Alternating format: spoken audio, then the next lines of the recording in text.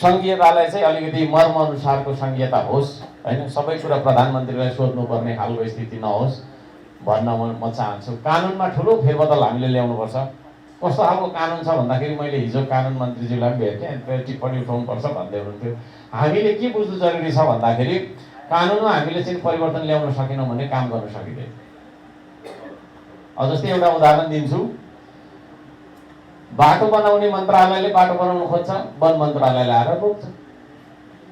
पानी खुवाउने मन्त्रालयले ट्याङ्की बनाउन खोज्छ, वनले आएर रोकिदिन्छ है। अब म नगर प्रमुख हुँदाखेरि अब सर्दो खोला, सेउती खोला, अँधेरी खोला भन्ने थुप्रै खोलाहरू छन्। त्यसकै छेउमा बाटो चाहिँ कच्ची बाटोमा यत्रो ठुलो भौडी भइराखेको हुने, अनि त्यही खोलाको तपाईँको मिस्किटी लिएर 2-4 ट्र्याक्टर लगाउँदाखेरि वनको प्रहरी आएर हाम्रो प्रहरीलाई पक्रेर लाग्यो। को ठुलो होइन, को चाहिँ ठुलो यहाँ है, अचम्म लाग्यो। यो खालको विरोधाभास होइन देशमा छ। एउटै शरीरको अङ्ग हो नि त हामी त होइन।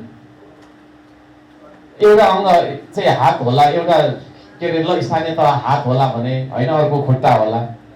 एउटै शरीरको अङ्ग एउटै शरीरको अङ्ग चाहिँ एक आपसमा लडिराखेको जस्तो क्या।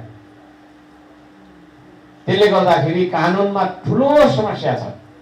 कानुनले गर्दाखेरि कर्मचारी टेर्दैन।